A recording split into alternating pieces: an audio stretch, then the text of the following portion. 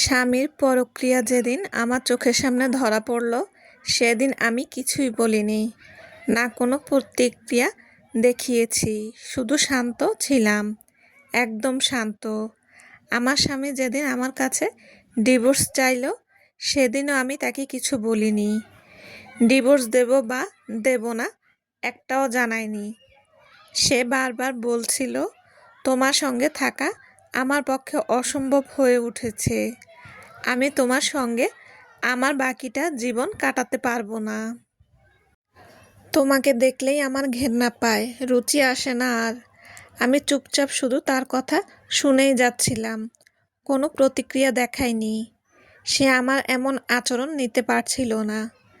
আমি বুঝতে পারছিলাম, তবুও কিছু বললাম না।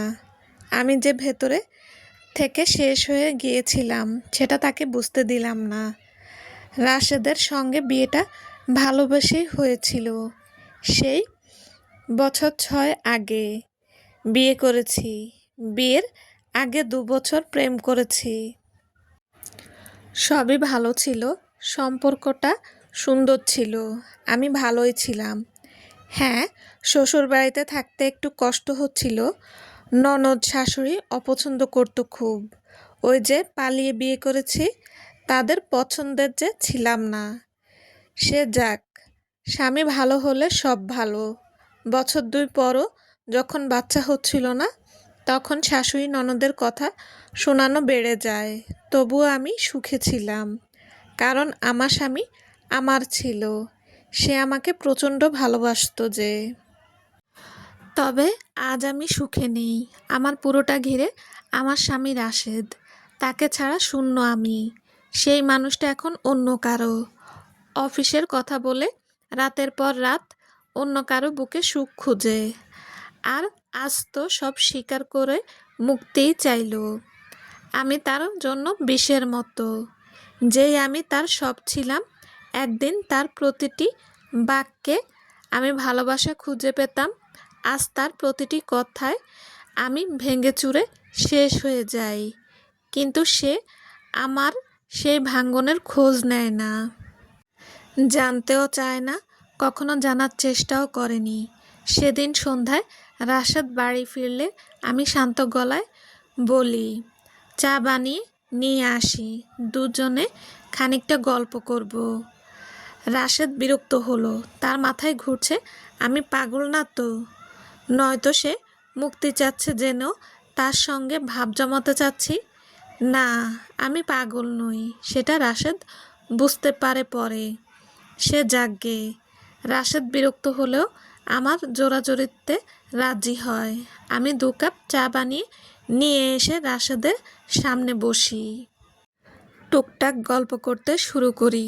রাশেদের সেসব ভালো লাগে না, তাই আমি তার ভালো লাগে এমন গল্পই করার চেষ্টা করি। শান্ত গলায় বলি, প্রিয়াকে খুব শীঘ্রই বিয়ে করবে, তাই না?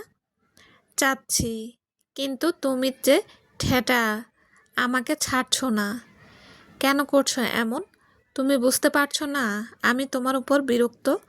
আমি এখন মুক্তি চাই। হ্যাঁ, বুঝতে পারছি। আর আমি তোমাকে মুক্তি দিতেও চাচ্ছি। আমি ম্লান হেসে কথাটা বলি।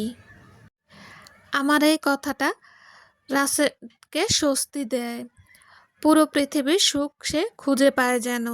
সে রাতে অনেক কথা হয়। চা খেতে খেতে রাশেদ তার আর প্রিয়ার গল্প করে।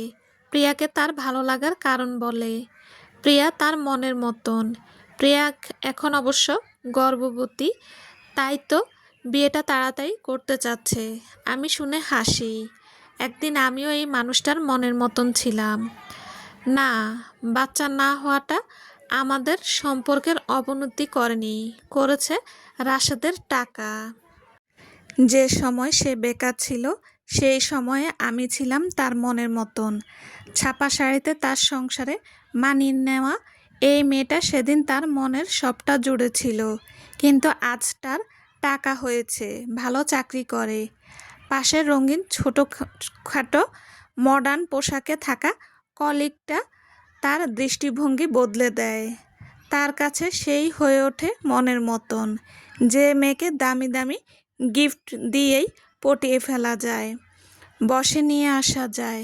কত সুন্দর তার বশ মেনেছে।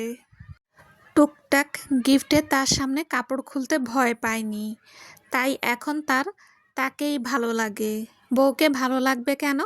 মেয়েটা আবার গর্ভবতী। এখন তো বিয়ে না করলে মান যাবে। মেয়েটা থানা পুলিশ করবে। তাই এখন তো বউকে ছাড়তেই হবে। আর তো বউয়ের সঙ্গে অভিনয় চালিয়ে নেওয়া যায় না। সেদিন গল্প শেষে রাশেদ জানায় তার ঘুম পাচ্ছে।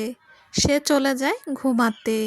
সেদিন রাতে প্রিয়ার সাথেও রাত জেগে গল্প করে না, কারণ তার গভীর ঘুম পাচ্ছিল। ছিল পুরোটা রাত গভীর ঘুমে, কারণ কড়া ডোজের ঘুমের ওষুধ দিয়েছিলাম, যে ওষুধ ডাক্তার আমাকে সাজেস্ট করেছিল রাতে ঘুম না হওয়ার জন্য। তবে রাশেদের দেওয়া আঘাত এতটাই জোরালো ছিল যে ওষুধ খেয়েও ঘুম ধরে না। অথচ সেই ওষুধে রাশেদ কত শান্তির ঘুম দিচ্ছে। ইস, আমার সব ঘুম কেড়ে নিয়ে সে ঘুমাচ্ছে। এটা তো হয় না। সেদিন রাতে আমিও ঘুমিয়েছি, তবে অনেক পরে। আগে রাশেদের জন্য যত্ন করে চিঠি লিখেছি, যাতে লিখেছি তোমায় মুক্তি দিয়ে দিলাম, তবে মুক্তির বিনিময়ে একটা জিনিস নিয়ে নিলাম। হ্যাঁ, রাশেদের দেওয়া আঘাত এতটাই ভয়াবহ ছিল যে আমি মানতে পারলাম না। তার ভালোবাসা হারিয়ে আমি শেষ। তাই তো জীবনটাকেই মুক্ত করেছিলাম। আমার জন্য এই পৃথিবীতে বেঁচে থাকা কষ্টকর। ভালোবাসার মানুষ অন্য কারোর সাথে ঘর ভাবছে, তা দেখে থাকা যে কষ্টের। তবে হ্যাঁ, মৃত্যুর আগে রাশেদকে আমার হৃদয়ের যন্ত্রণা তো একটু দেখাতে হবে। তাই তার মূল্যবান সম্পদটা নিয়ে নিলাম, যেটা না থাকলে হয়তো প্রিয়াকে তার মনের মতো লাগতো না। না থাকবে সে, আর না রাশেদের মতো পুরুষ আর চরিত্রহীন হতে পারবে। তাই তার শরীরের ওই অঙ্গটা কেটে তার জন্য সাজিয়ে রেখে নিজেও ঝুলে পড়লাম রশিতে। এভাবেই মুক্তি দিলাম তাকে। রাশেদকে ছেড়ে দিয়ে থাকতে পারবো না, তাই নিজেই বিদায় নিলাম। তবে কড়া ডোজের ঘুমের ওষুধের জন্য রাশেদের ওইটা কাটার সময় তার কষ্ট হয়নি। আমিও এটাই চাইছিলাম, আমার ভালোবাসা তো কষ্ট না পাক। সেই সঙ্গে এটাও চাইনি আমার মৃত্যুটা চোখের সামনে দেখে সে ভেঙে পড়ুক। হয়তো ভাঙতো না, বেঈমানরা কখনো ভাঙে না। তবুও ভালোবাসি যে, মনের কোণায় আশা জাগে। যাক, আমার জন্য না হোক, সকালে ঘুম ভাঙলে প্রিয়ার ভালোবাসার জিনিসটার জন্য নিশ্চয়ই কাঁদবে। তখন হয়তো বলবে, এই মুক্তি বড় বেদনার, চাইনি এমন মুক্তি। পরিশেষে ভালোবাসাহীন বেঁচে থাকা কষ্টকর বলে হয়তো অনেকেই এভাবে শেষ হয়ে যায়। অথচ তাদের শেষ হয় বেঈমান প্রতারকদের কিছুই হয় না, তবে রাশেদের মতো লোকদের হয়। সেজন্য নিজেদের মূল্যবান জীবনটা দিতেই যদি চান, তবে রাশেদের ওই অঙ্গটা নিয়ে তারপর দিয়ে দেন। সমাপ্ত।